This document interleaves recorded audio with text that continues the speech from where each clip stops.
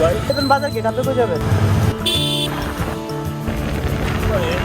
Hello guys, আসসালামু আলাইকুম। Welcome to my Facebook page and my YouTube channel রুল 0.2। আশা করি সবাই ভালো আছেন, আমিও ভালো আছি। তো এখন আমার ডিউটি শেষ হয়েছে, আমি অফিস থেকে বাসার উদ্দেশ্যে রওনা দিছি। তো এটা তো রামপুরা রোড, সবাই দেখে চিনতে পারছেন। তো বাইরে ঝিরঝির বৃষ্টি পড়তেছে, এই বৃষ্টির মধ্যে রওনা দিয়ে দিছি, কারণ বেশি লেট করলে ওয়েদারে দেখলাম যে আরো সামনে বৃষ্টি নামবে একটু পরে, তাই দেরি করলাম না, তাড়াহুড়া করে বের হয়ে গেছি। এখন বাজে রাত 9টা। তো রাস্তাঘাটের অবস্থা মোটামুটি ফাঁকা, কারণ একটু আগে এই রোডে প্রচন্ড জ্যামজট ছিল। যারা সচরাচর এই রোডে চলাফেরা করেন তারা হয়তো বা বুঝতে পারবেন এই রোডটাতে কি পরিমাণ জ্যাম থাকে। বিশেষ করে সামনে যেহেতু ব্র্যাক ইউনিভার্সিটি হয়েছে, যার কারণে প্রচন্ড পরিমাণে জ্যামজটটা পড়ে, কারণ ব্র্যাকের অনেকগুলো গাড়ি আছে যেগুলো রাস্তার ভিতরে পার্কিং করে, তাদের জন্য মূলত এই জ্যামটা ওইখানে পড়ে যায়। বাট এই রোডটা আরেকটা জিনিস খারাপ দিক হচ্ছে, এই রোডের মানুষের উল্টো চলাফেরা করা বা হুটহাট করে রাস্তা পার হওয়া, আর অটোরিকশা এবং এগুলো উল্টা সাইড দিয়ে বেশি চলাফেরা করে। তো এই রোডটাতে যখন বাইক টান দিবেন অবশ্যই সাবধানে সতর্কতার সাথে টান দিবেন। তো ইতিমধ্যে আমি হাতিঝিলের দিকে চলে আসছি। এদিকের বাতাসটা মোটামুটি অনেক ঠান্ডা, যেহেতু একটু বাইরে বৃষ্টি টিষ্টি হইতেছে কয়দিন ধরে, ওয়েদার মোটামুটি ঠান্ডা,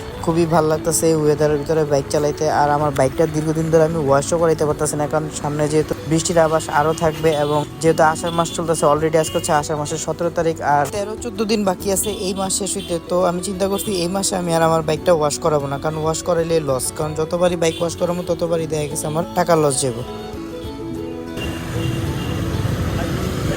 ভাই নিকেতন বাজার গেট আপনি কই যাবেন? নিকেতন বাজার গেট। হ্যাঁ হ্যাঁ, এদিক দিয়ে একটু সামনে চলে যাবো, একটু আগে নামতে হবে আর কি। উঠেন।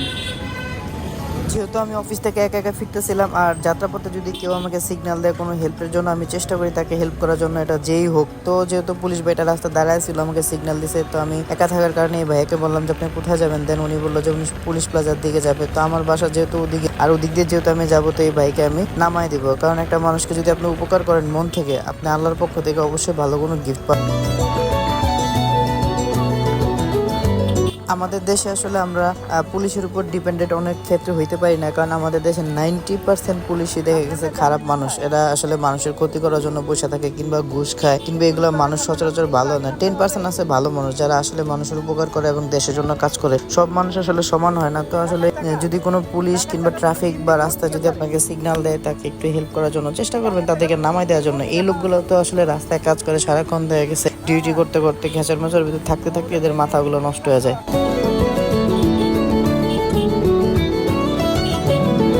আমার ব্যক্তিগত ওপিনিয়ন, একটা বাইক যদি আপনি ওয়াশ করেন আর ওয়াশের পরে মনে হয় কি যে একটা 50% একটা সার্ভিস হয়ে গেছে একটা বাইকের। আমি বাইকটাকে অনেকদিন ধরে ওয়াশ করতেছি না, তো আমার কাছে মনে হতেছে বাইকটার অবস্থা কেমন জানি হয়ে রয়েছে। তো কবে ওয়াশ করবো এই চিন্তা আমি বাঁচতেছি না। বাট যেহেতু আষাঢ় মাস চলতেছে, আর আষাঢ় মাস এখনো শেষ হয় না, অলমোস্ট আজকে আষাঢ় মাসের 17 তারিখ, আরো 13 দিন বাকি আছে। তো আমি চিন্তা করছি 13 দিন কষ্ট মষ্ট করে বাইকটাকে আর ওয়াশ করবো না, কারণ যতই ওয়াশ করি পরিষ্কার করি একটু পর যেহেতু আমাদের জীবিকা তাগিদে বাইরে নামতে হয়, তো আমাদের বাইকগুলো আসলে ওইরকম ভাবে মেনটেন্স করে রাখা যায় না, ডেলি চালাইতে হয়। তো যদি আপনার যদি একাধিক বাইক থাকে, কিংবা যদি এক দুইটা বাইক থাকে যেটা রাফ ইউজ করার জন্য, তাইলে আপনারটা অন্য হিসাব। যেহেতু আমার একটাই বাইক, আর আমার প্রতিদিন এটা নিয়ে বাইরেতে হয়, ঝড় বৃষ্টি যাই হোক, আমার তো অফিসে ডিউটি করতে হয়, আমি চাইলেও দেখা গেছে বাসায় বসে থাকতে পারি না। তো এই বাইকগুলোকে আসলে আমি চেষ্টা করি আমার বাইকটাকে যত্ন করে রাখার জন্য বা মেনটেন্স করে রাখার জন্য। বা ওয়েদারটা এত পরিমাণ বাজে, তো আমি চাইলেও এটাকে ওয়াশ করাইতেও পারতেছি। তো অলরেডি আমি হাতিঝিল মহানগর ব্রিজ হয়ে দেন ঝিমঝির মুখ দিয়ে ডানে চলে যাবো। তো আমার বাসা আমি চাইলে বাম দিক দিয়ে মুভ করে চলে যেতে পারবো। আর এই ভাইয়ার যেহেতু সুবিধা হবে পুলিশ বাজার দিকে নামলে, তো আমি চেষ্টা করবো ওনাকে পুলিশ প্লাজার এখানে নামাই দেওয়ার জন্য, কারণ ওইখান দিয়ে আমি নিকেতনের ভিতর দিয়ে আবার বের হয়ে যেতে পারবো। যাত্রাপথে হোক কিংবা যে কোনো পজিশনে হোক বা যে কোনো জায়গায় হোক, যদি কোনো মানুষ বিপদে পড়ে আপনার কাছে হেল্প চায়, সবসময় চেষ্টা করবেন তাকে হেল্প করার জন্য। আর এই হেল্প করতে গিয়ে আপনি কখনো বিপদে পড়বেন না, কারণ আল্লাহ প্রদত্ত একটা আছে, আপনি যদি মানুষের উপকার করেন তাহলে আল্লাহ দেখা গেছে আপনার সাথে থাকবে, আর আপনার এই জন্য সোয়াবও হবে এবং আপনার এটার জন্য মঙ্গলও হবে। তো এই উপকারটা আসলে মানুষ দীর্ঘদিন মনে রাখে। তো এই উপকারের বিনিময়ে দেখা গেছে আপনারা বা আমরা অনেক বিপদ থেকে আল্লাহ আমাদের বাঁচায় দিবে। তো মানুষের উপকারের মাধ্যমে বা সাহায্যের মাধ্যমে আমরা কিন্তু অনেক বড় বড় বিপদ থেকে রক্ষা পেয়ে যাই। সবাইকে অসংখ্য ধন্যবাদ ভিডিওটা দেখার জন্য। দেখা হবে পরবর্তী নতুন কোনো ভিডিওতে, নতুন কোনো ব্লগে। সেই পর্যন্ত ভালো থাকবেন, আমার জন্য দোয়া করবেন। আসসালামু আলাইকুম।